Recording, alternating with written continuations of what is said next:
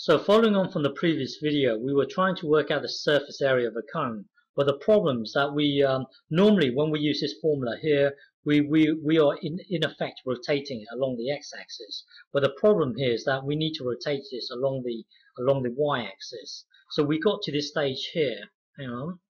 We got to this stage here where our old method here, we would use this to find out the surface area. We got to this stage here. Okay, we are trying to rotate this along the y-axis. So y is moving. So y is moving along like this. At this one particular point, at this one particular, hang on, at this one particular slice here. So y is moving along here. At this one particular slice here, we need to know the radius of this thing because we are going to rotate it along. We need to know the radius of this thing. Well, the radius of this thing here is given by, well, the length in the x direction is given by us rearranging this. So that would be well, x equals 1 minus y. So the length in the y direction, sorry, the length in the x direction is given by this. So the radius here, this radius here, is really this thing here. So we would put this as our radius, okay? And then we still need to find the arc length. So we still needed to find the arc length. So the arc length, well, looking back at our old method, we would have a function like this. We would have a function like this, and then the arc length, this arc length here, we would have our dx or delta x, and then we would need to times with this thing here to give us the arc length. But here, when you're doing it in the y direction, so looking at this thing here, you would need to insert a dy here. You would need to insert a dy, and then somehow get the arc length. Well, you need to work you need to work everything in the x direction, meaning this. Hang on, y plus x equals 1. So you need to work everything in terms of the x direction. So it would be dy times this thing here. So the arc length in this case here would be the square root of 1 plus the derivative of this thing here, the derivative of 1 minus y. You need to differentiate this thing here and then square it, if that makes sense. Okay, so just bear in mind that because you're moving in the y direction here, you need to get the dy and then times it with the what's in the x direction. So you will need to rearrange this and work everything in terms of the x direction. So hang on. So this here would give us the surface area when you rotate it along the x-axis. But if you want to rotate it along the y in the y direction, you will need to follow this. So what that means is, so hang on. So the formula for the surface area in the x direction is given by this. The formula for the surface area in the y direction is given by this. So in our case here, hang on.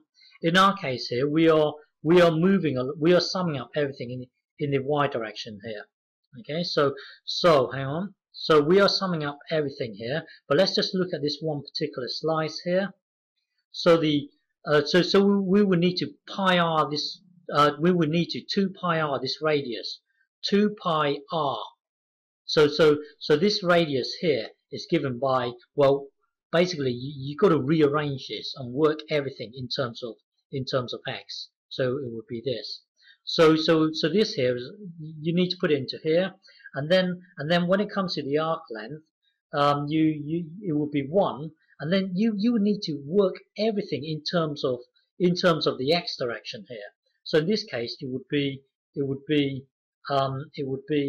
1 minus y, but don't forget you need to differentiate this, and then you will need to square it. Okay, so hang on. So to do this here,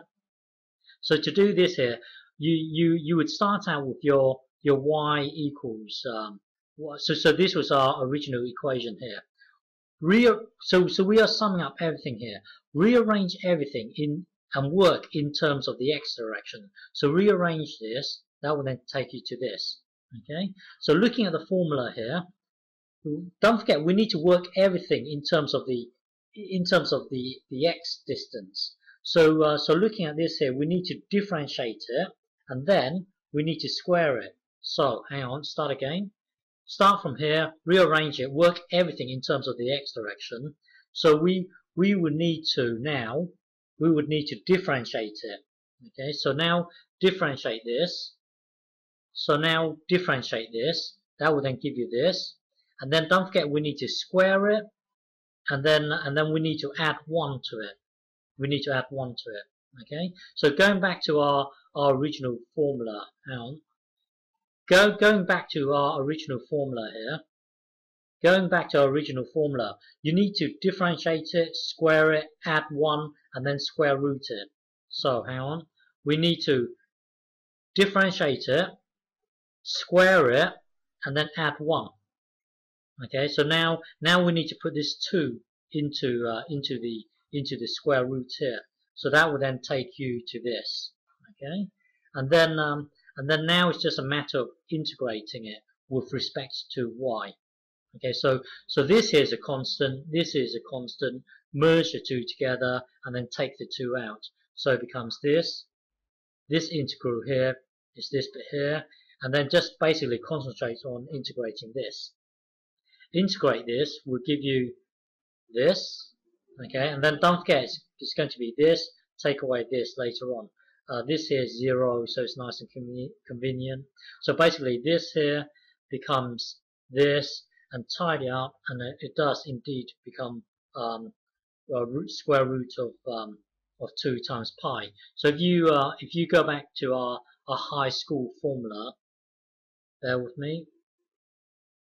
If you need to go back to your high school formula, remember from high school it was this, so it does kind of make sense. Okay, so when you rotate this, the surface area of this whole thing here is given by whatever we had earlier, root 2 times pi. Okay.